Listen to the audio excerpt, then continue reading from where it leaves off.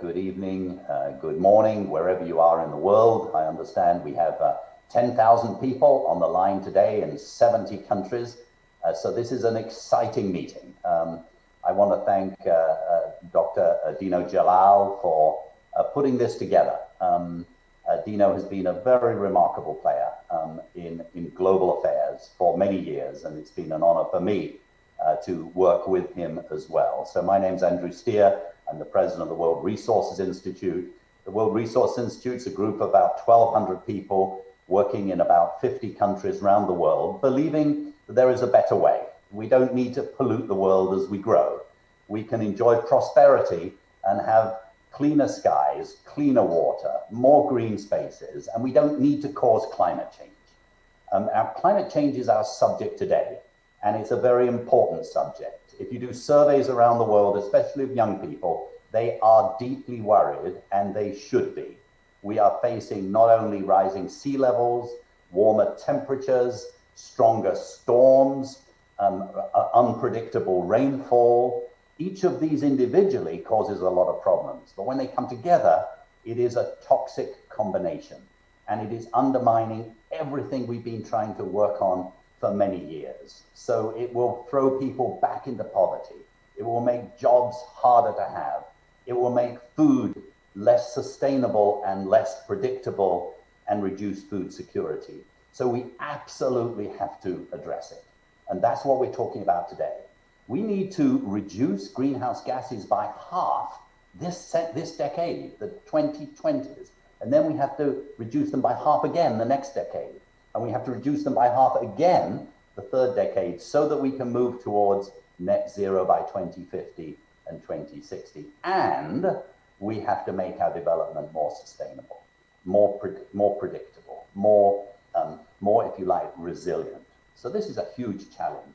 And that's why we've got a brilliant panel now, 4 people who are deeply involved in this space.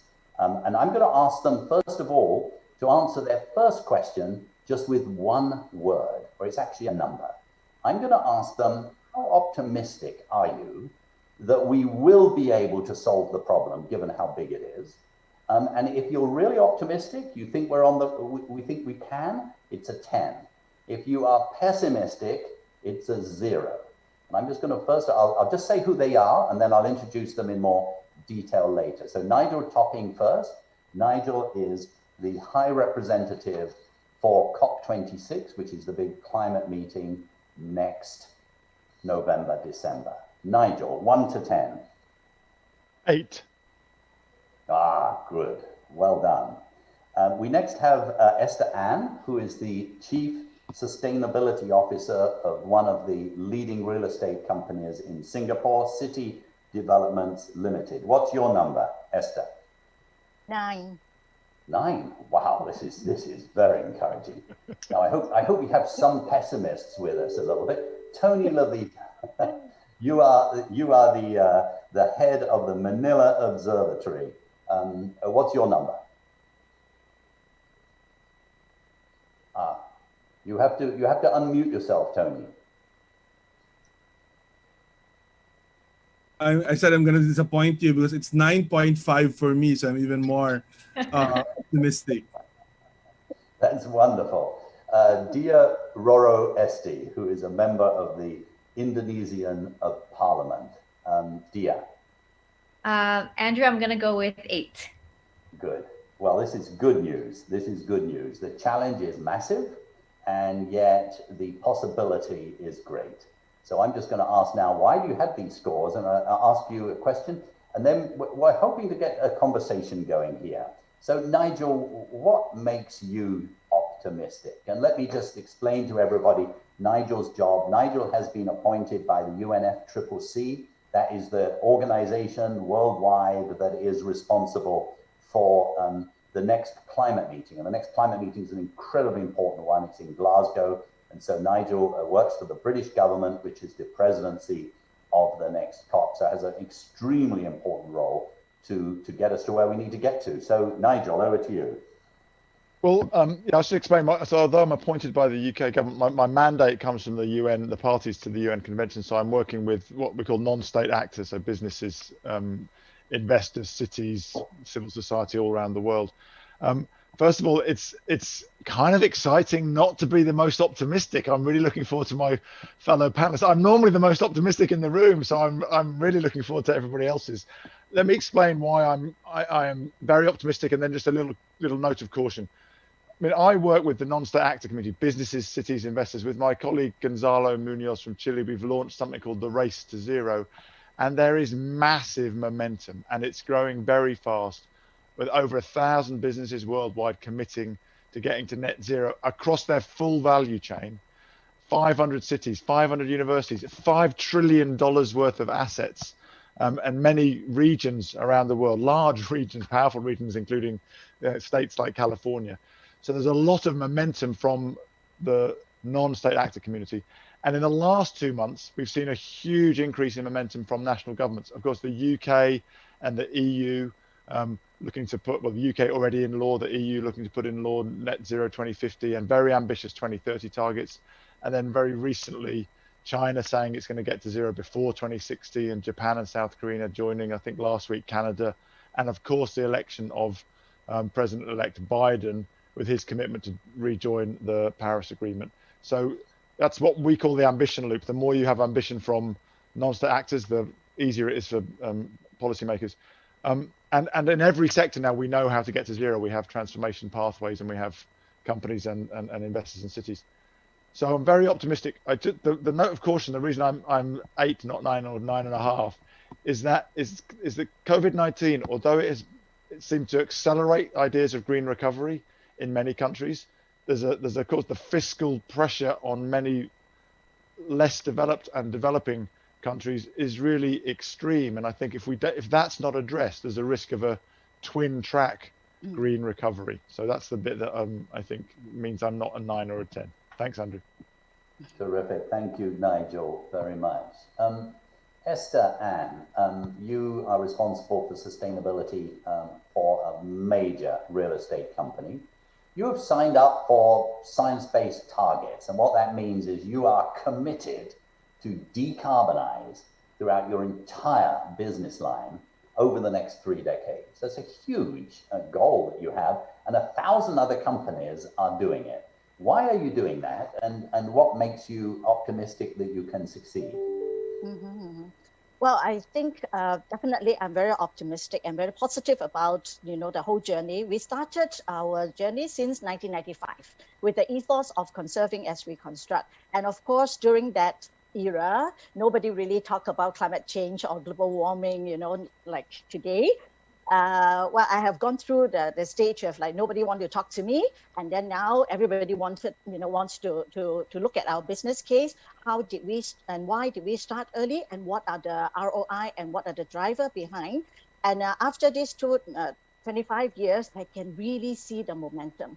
Last year we met at COP25, and we saw a lot of climate emergency banner everywhere, and we saw a lot of youth running around and doing a lot of things. But of course, in the first quarter this year, we were a bit worried because of the COVID. And while we are not compromising, on containing the virus, we saw a lot of action stepping up instead of, pulling back. So in fact, I saw the convergence of will, from the international, national level, as well as business level. And when we talk about private sector, we are also talking about investors. Money talks. With capital, with big investors, globally pushing the agenda, I'm very optimistic that we are at or near the tipping point. Even when COVID it is more or less out of the picture, there won't be an option to U-turn back to the old normal. There is no more old normal anymore. So ESG is now very and ingrained into a business model. Whether, of course, if policymaker and the private sector, people sector, all coming together, it will even move the pace faster. But even if policymakers are not taking, as forthcoming action, there's also a lot of, private sectors are driving it. And in the property sector, I've seen the whole of last 6 to 8 months, World Green Building Council, Urban Land Institute, Asia Pacific Real Estate Association, everyone is stepping up in terms, set up the sustainability and ESG, either the product council or committee. So we are engaging a much larger ecosystem and also supply chain. So we have learned a lot from COVID, and I believe that, there are 3D that we are looking at: decarbonization, digitization, and disclosure. Then SBTI fall in the first one, which is actually, decarbonization. And we actually established SBTI carbon reduction target in July 2018, based on 2-degree scenario. And we are working on next year, aligned with 1.5 degree. It is just a natural progression that from, what we were committed to do 25 years ago, and we committed to join the UN Global Compact, the 1.5 degree business ambition with SBTI, target, and plus climate change scenario planning. All these are pushing to one direction. So I think, that is what, the property sectors are actually pushing the agenda. Thank you, Esther, very much indeed. That's very encouraging. Maybe we could turn to Dia for SB. Dia, you are a member of parliament. You're part of basically a new generation. You founded your own environmental organization. And around the world, we're finding that young people in particular are driving this issue. Could you tell us about that, but maybe particularly in Indonesia? What's going on here? Right, Andrew.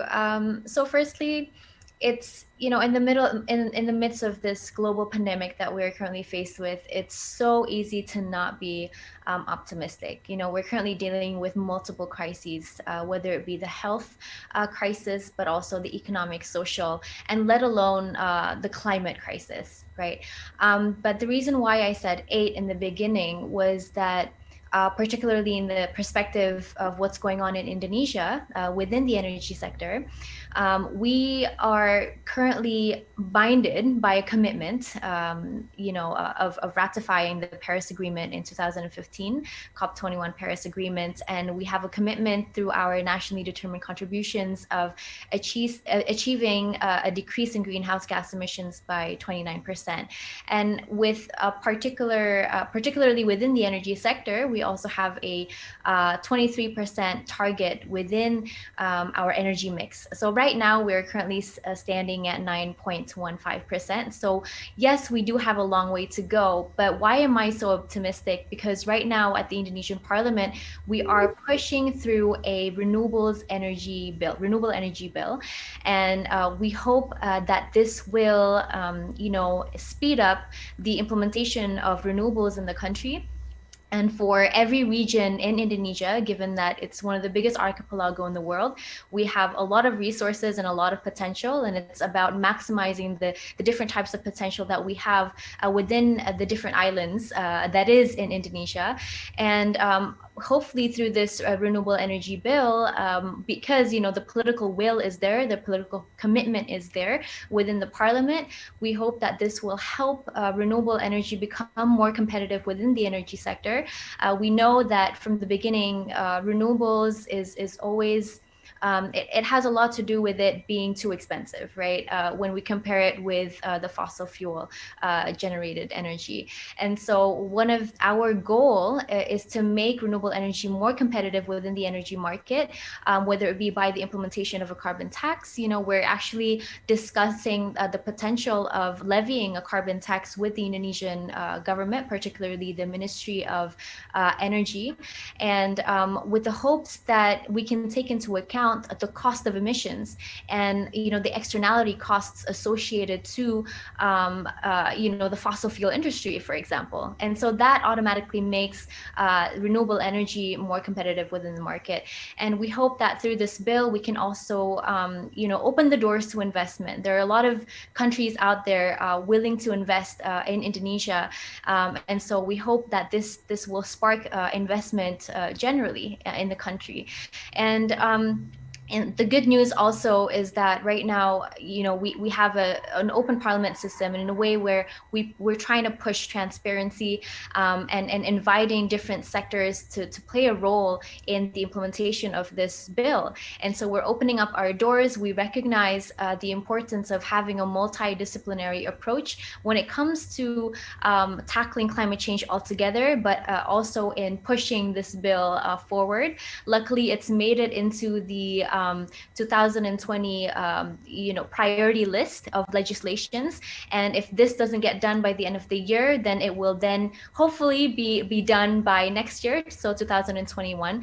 But all in all, Andrew, what we're trying to do is really just open the doors to the different sectors that are out there. We recognize that without without the collaboration with other sectors, we will not make this possible, right? And so the very essence of gotong royong and really just working together and achieving a particular target is something that we abide towards. We recognize the importance of speaking to the private sector, the public-private sectors, but also the youth and also the academics, academia world, and also activists, fellow activists, and communities. And right now we have an active communication discussion going on within the Indonesian parliament. And so hopefully, regardless of being in the middle of a pandemic, we are still, having these active discussions taking place, and hopefully we will then be able to make into realization the renewable energy bill in Indonesia.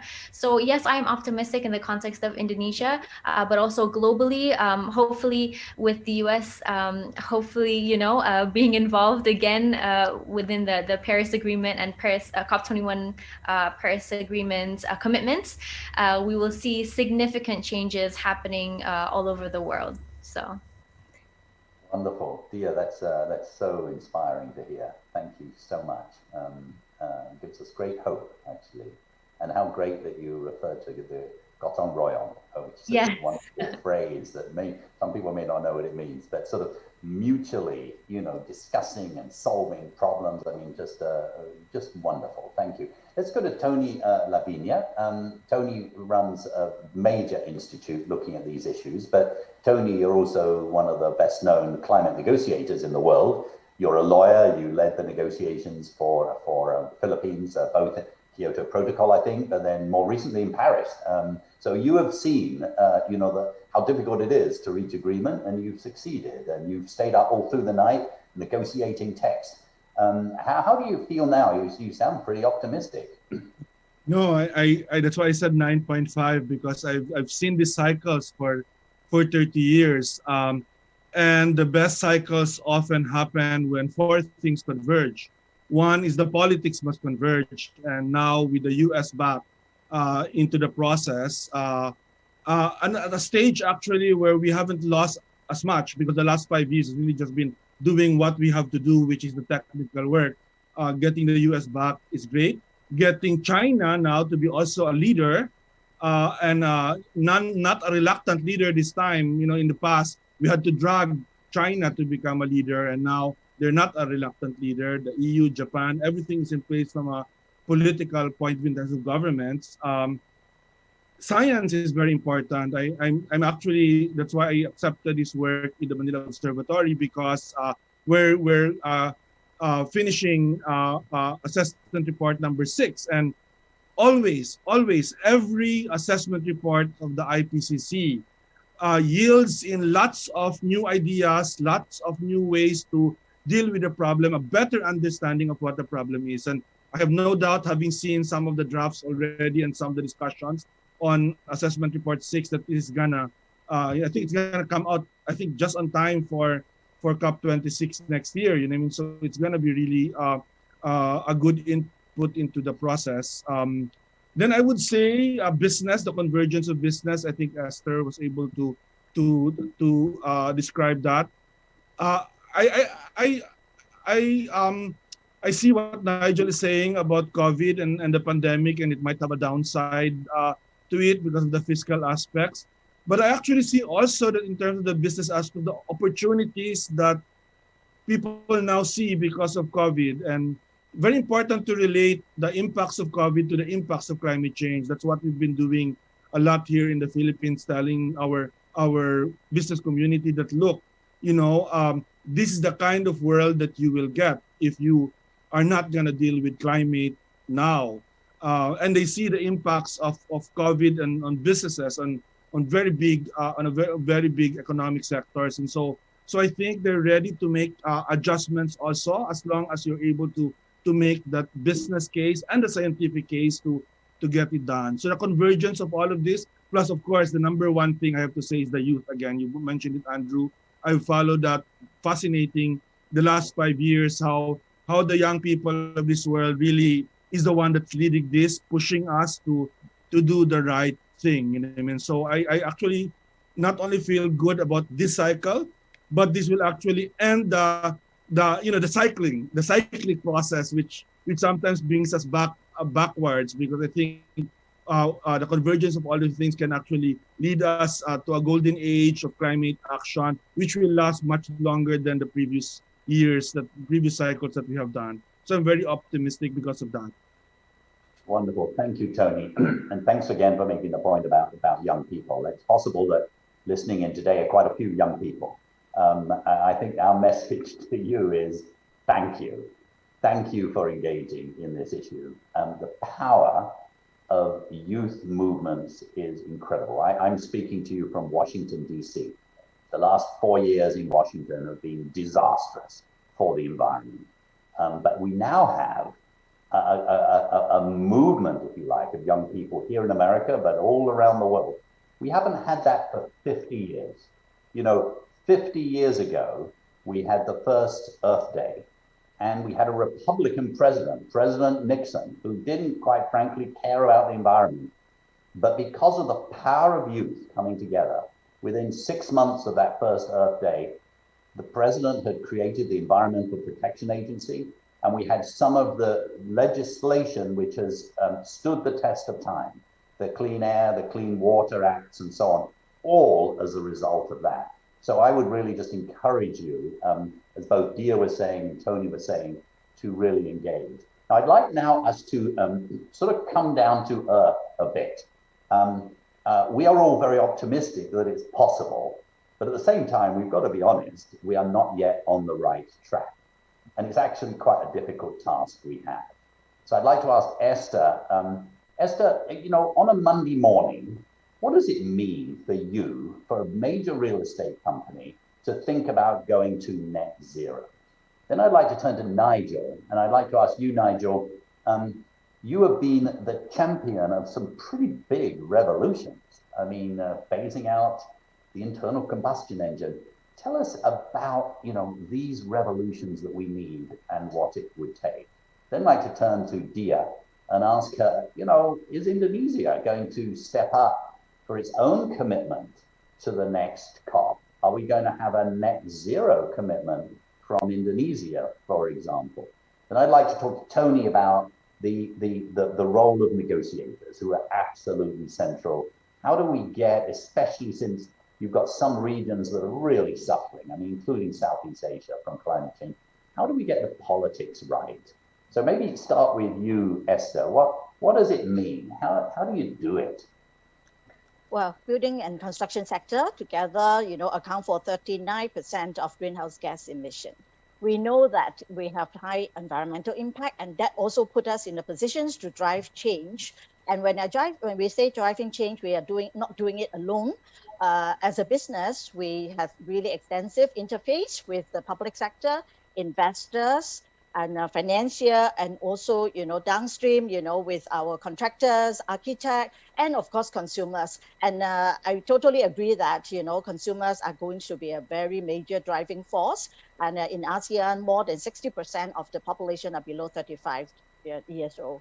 Can you imagine that power for change and power for, to demand, a cleaner and greener, productions and manufacturing and all that. So for the building sector, it is honestly not easy, especially for high-rise building. And we have actually 2 buildings that it is single story that we managed to make to achieve net zero. But it is really a tall order. And I'm optimistic is because their technology that it is possible.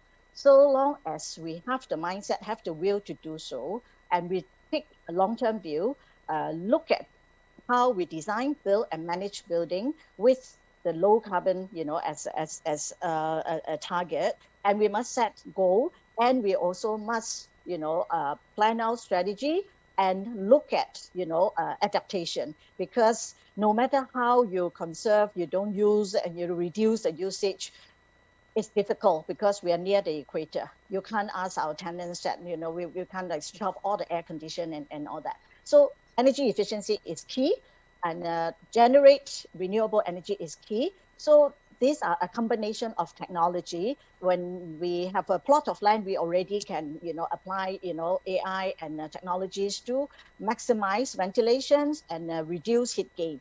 And how we build and how we look at SPTI, look at not just scope 1 or scope 2, but also scope 3. So we need to, align with engage with our supply chain.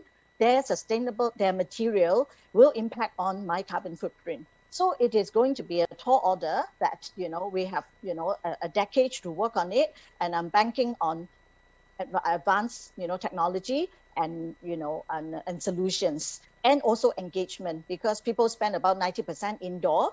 How users use buildings can also affect the carbon performance. Yeah. Great. Thank you, Esther. That was very helpful. Nigel, your Prime Minister this week announced that as of 2030, it will not be possible to buy a petrol or a diesel automobile in the United Kingdom. That's pretty radical. How do you get that kind of transition? Well, look, first of all, I just want to reflect on a couple of things that we said. I love the way Esther describes the power of science-based targets. As you know, Andrew, we launched that in 2014, so it's like one of my children. So it's so great to hear Esther so eloquently talking about the power of it. And also, Daya, I hadn't heard this phrase gotong royong, is it? Gotong royong. Gotong royong.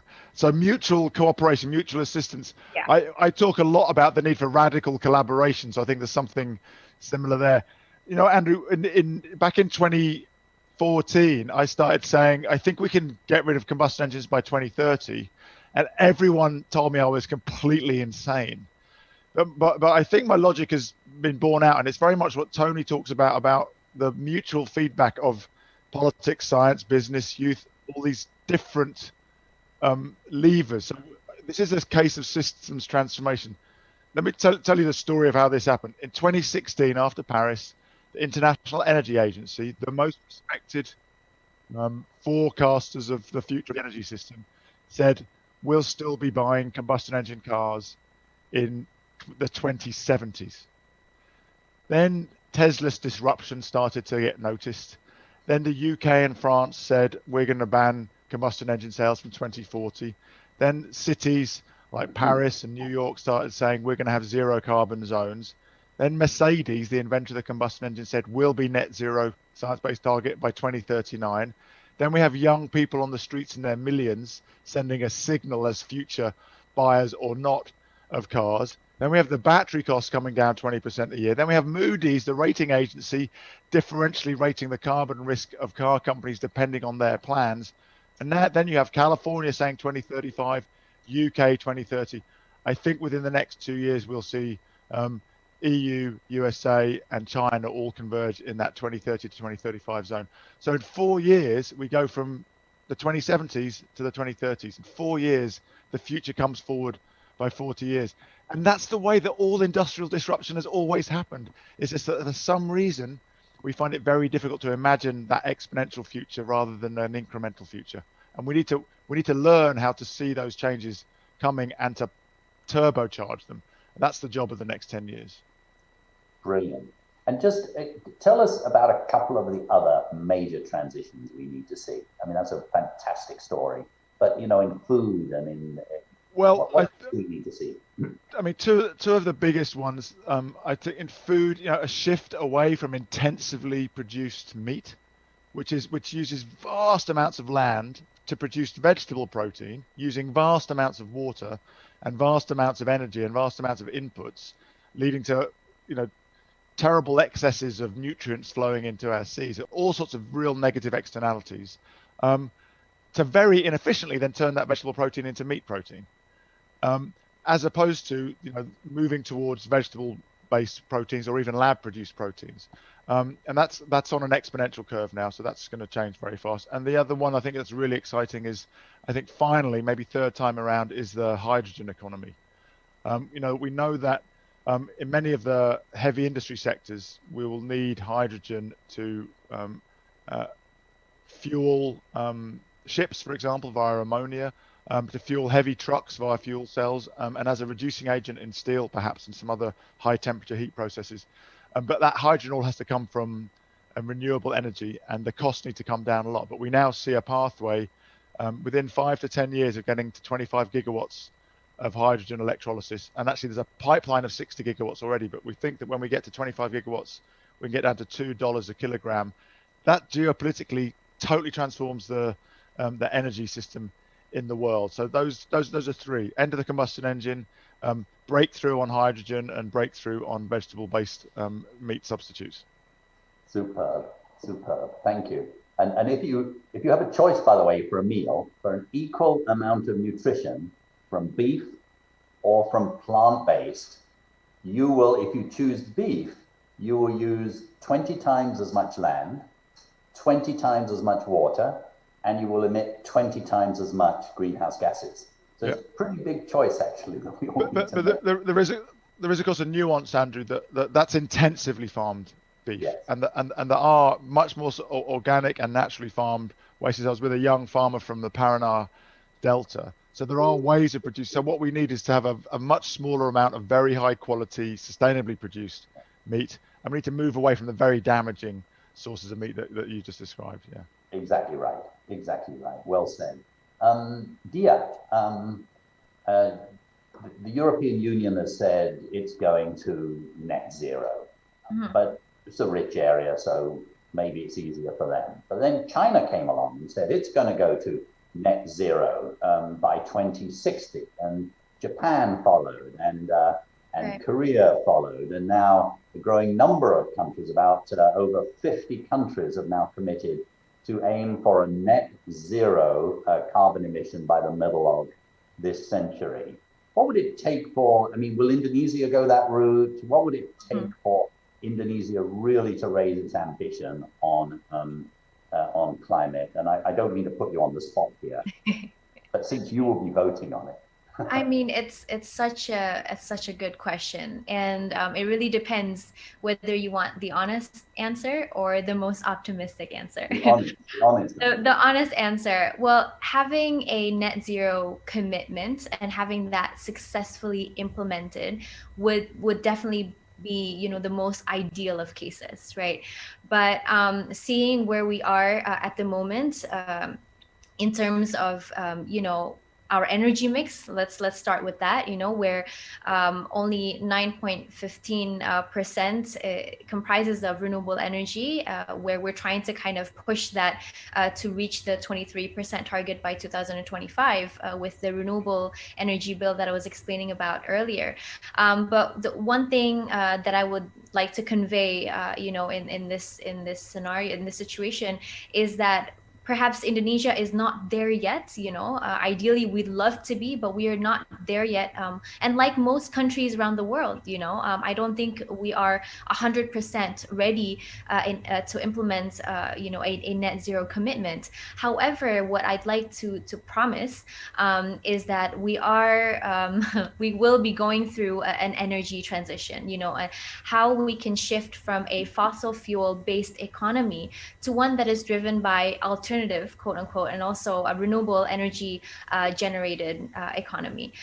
Just in the context of Indonesia, in 9 to 15 years, we will be running out of our oil reserves if no further exploration takes place. I know the country is trying to see whether further exploration can take place for us to find more oil, but at the same time, this also poses the opportunity for other sources of energy, to become not only an alternative energy, but become a main source of energy right? And so what we hope through the renewable energy bill is that this will help decrease greenhouse gas emissions, and so that means we can fulfill our COP21 commitments, right? And this will also push job creation within the field, or the sustainability field generally, and it will essentially also shift the way that we live our lives. I think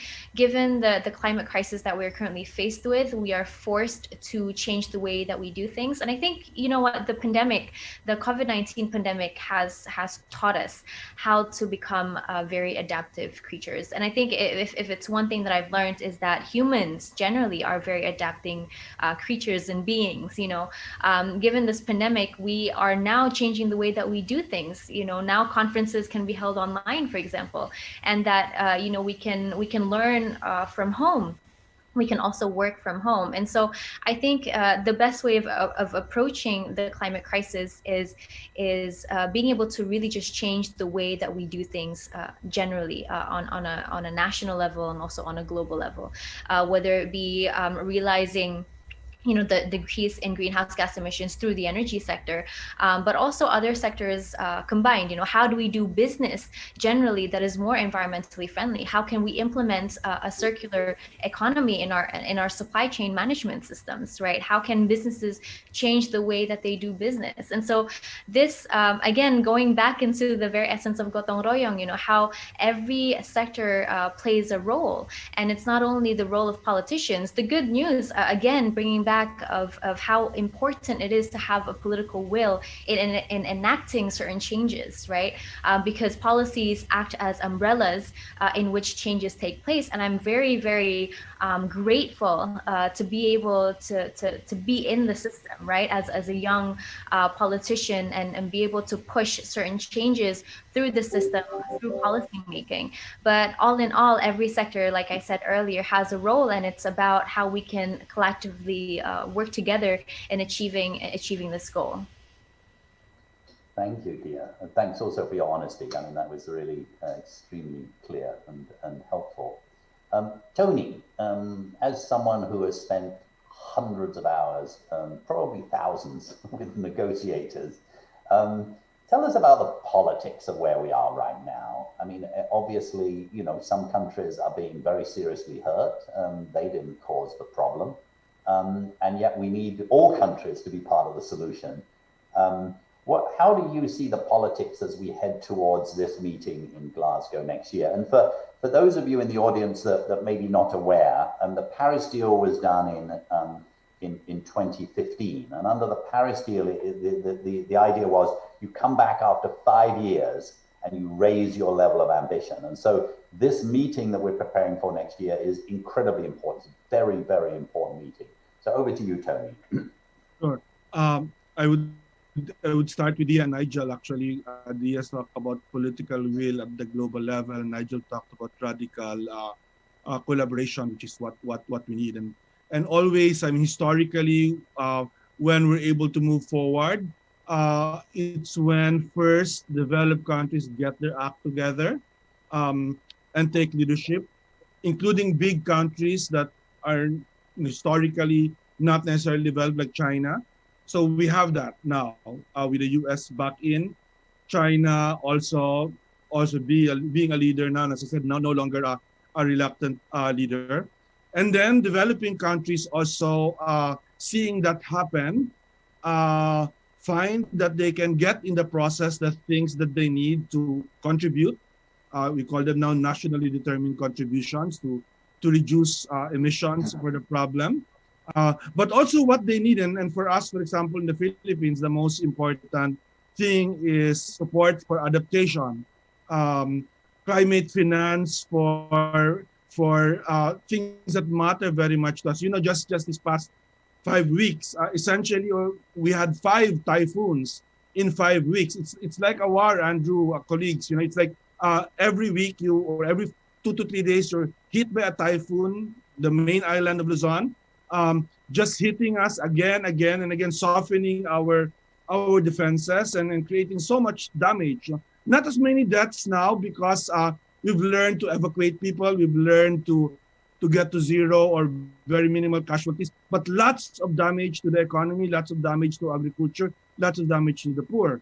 And you do need climate finance to prepare better for that.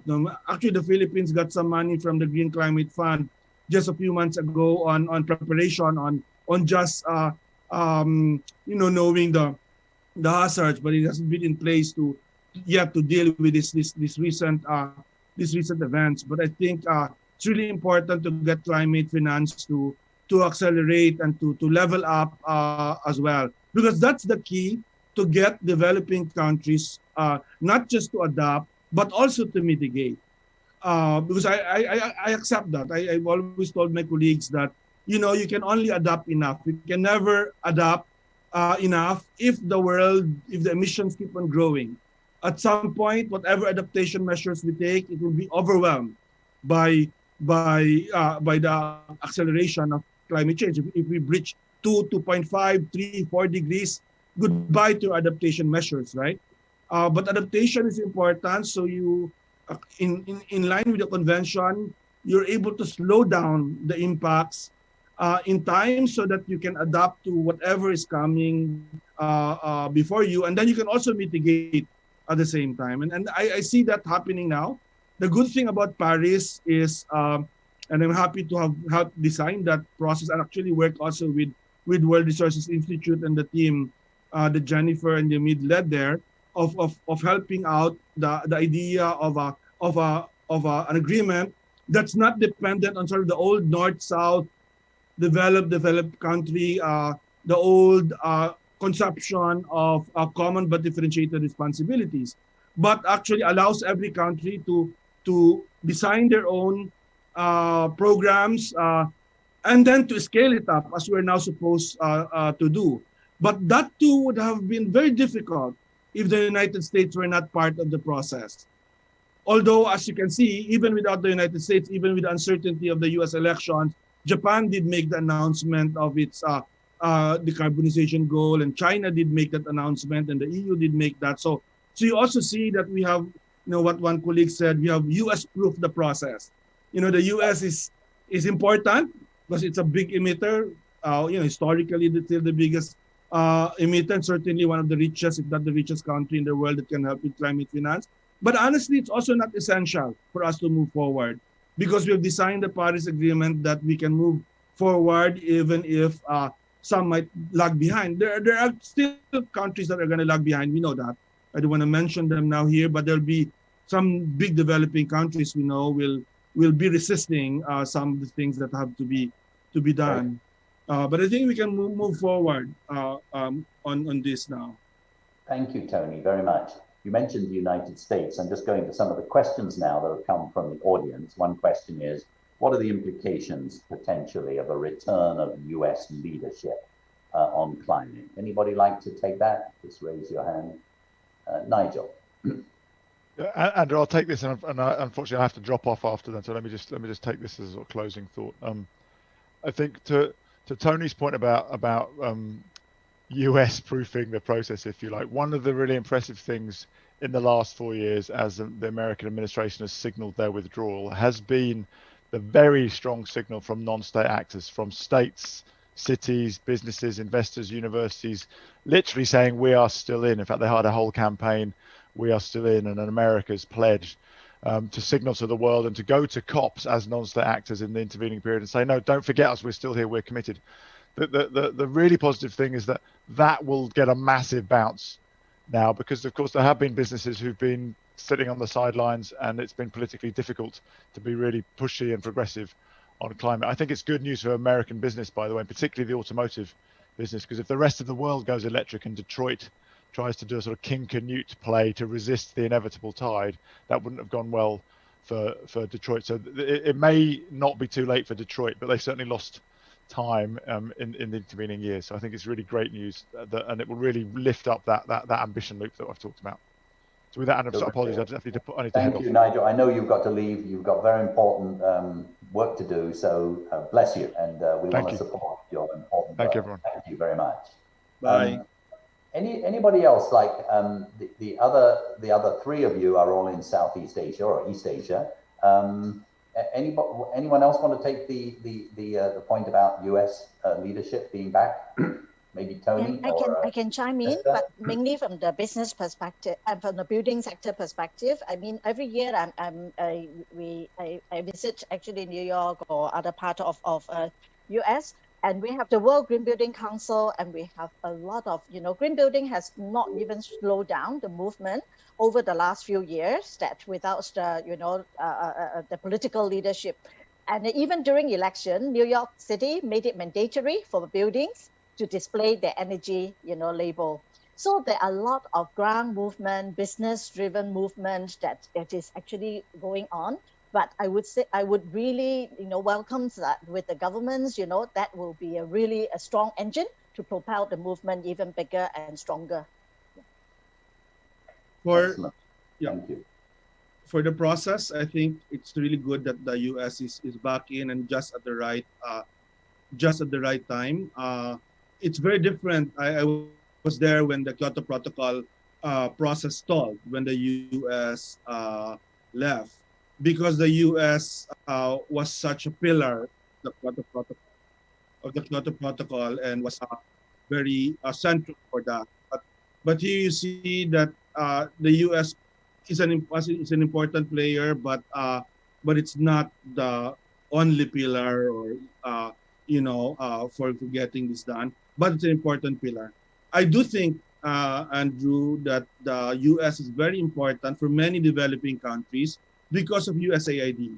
A lot of climate programs in developing countries, and I've benefited from that myself, running various things, implementing various things in the Philippines, is because of the United States and because of USAID committed to helping on adaptation, even on energy and shifting to energy.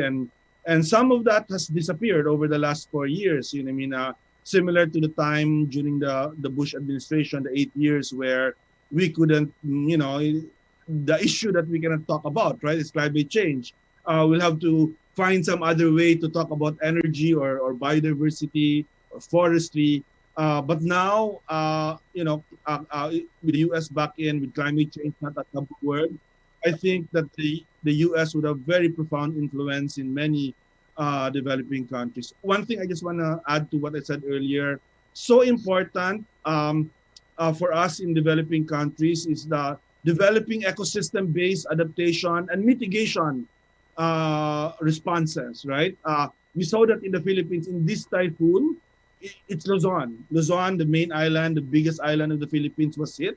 And in the middle of Luzon, it's a long island. In the middle of that long island, there's a mountain range called the Sierra Madre, which is both forested and also deforested, with all the challenges, all the biodiversity, all the forest challenges that you can find in the major countries of the world that are forested. And what we've realized is it's our main protection from climate change, aside from having its own value for many things, for agriculture, for water, for flooding, of course, all of that. And we need to actually learn how to use that better as an adaptation mechanism, but also as a way of contributing to mitigation activities because of REDD+ or other means to sequester carbon. And so the US is very crucial for things like that, because the USAID actually fund activities like that in many countries in the world, in Africa, in Latin America, and in Asia. And I hope they'll be back to that in full force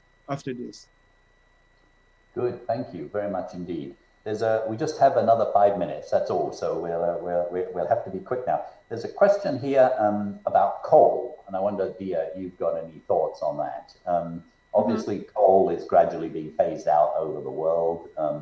Here in the United States, Mr. Trump has tried very hard over the last 4 years to subsidize coal, to bring coal back. He loves coal, but actually coal has declined much more rapidly in the 4 years under Mr. Trump than it did even under Mr. Obama, who was actually very keen to get rid of coal. So the economics is just moving very quickly against coal. And yet in Southeast Asia and in Asia generally, there's still quite a lot of investment in coal.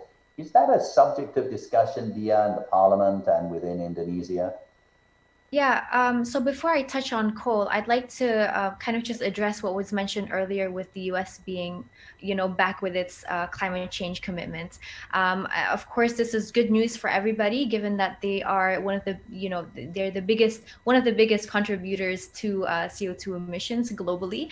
And so, yes, hopefully this will bring about a positive impact generally.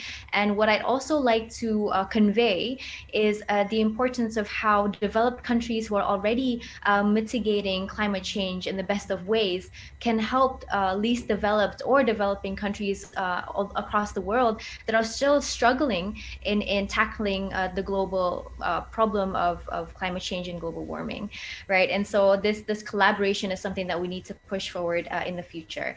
And going back to your question, Andrew, about coal, the reason why people love coal so much is because it's cheap and affordable, and it's cost effective, right?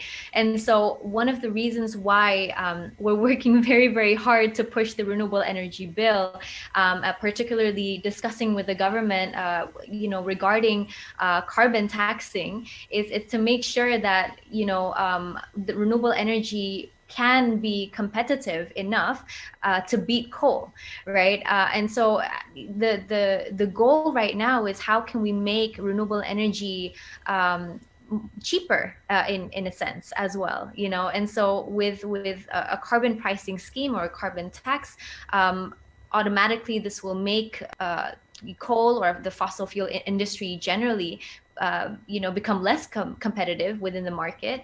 And so hopefully going forward there will be more of a choice for people to turn to renewable resources, right? And so this, it's a problem that I feel not only Indonesia is facing, but the whole world is facing, and it's a mindset shift that we need to push forward.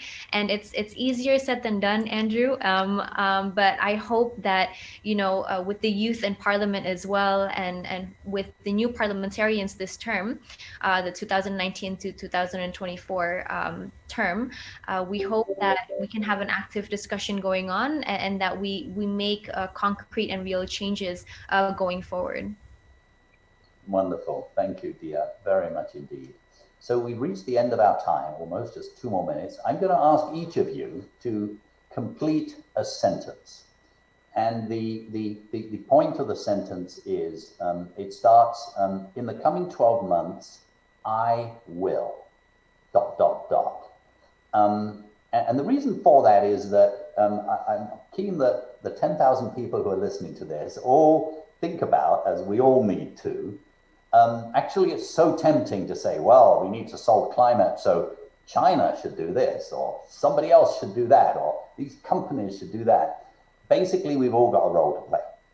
And so your sentence can either be about your own personal life, I will change my own behavior, or it can be about your professional life. I will fight for X, so to speak. So who wants to start? Tony. So in the coming 12 months, in order to address climate change, I will. In the next 12 months, my priority actually is to push the climate justice agenda at various levels, at the national level, at the global level, because that's a radical idea, which also the time has come for it, and it's actually a way to get people to act for the future. Wonderful. Thank you, Tony. Esther. Okay, I think I will continue to keep running and to engage and empower my network to join the race, towards net zero. Wonderful. Thank you very much, Esther. Dia, in the coming 12 months. In the coming 12 months, I will continuously use my voice in fighting to create the changes that I want to see in the world, in Indonesia particularly, now given that I'm a parliamentarian. And also I want to make sure that we pass the renewable energy bill in Indonesia. And lastly, to really just change my own habits, making sure that I'm creating the correct changes within my own lifestyle, so then we can create a better world going forward as well. Oh, beautifully said, Dia, beautifully said. And in the next 12 months, I will seek, as the CEO of the World Resources Institute, to use every energy we've got, every staff member we have, every resource we have to advance this, this exciting revolution that is ahead. I want to thank the panelists. I mean, how inspiring you guys are. Thank you for what you're doing individually in your own work, but thank you also for your big ideas. I mean, the coming decade is the decisive decade, and we're trying to get out of this crisis. This is the worst economic crisis, the worst health crisis we've had in 100 years. And it would be very tempting to say, well, look, that's our focus. We can't worry about issues of climate. But the smart approach is to say, as we seek to reflate our economies, we want to head towards tomorrow's economy, not yesterday. We want to head towards better jobs, greener jobs, a higher quality of life, cities that actually involve green spaces and clean air and clean water, not stuck in traffic for 3 hours, but rather using modern approaches, public transport, and so on. So there are incredibly exciting opportunities. We can have greater economic prosperity, greater social richness, and a cleaner environment. And I'm so happy, Tony, you ended by saying that you are going to fight for justice, because climate is an issue of justice. So with that, I want to thank everybody, especially our panelists. A round of applause for our panelists. Thank you very much indeed. And goodbye. Thank you, Andrew. Terima kasih banyak. Thank you. Sampai jumpa lagi.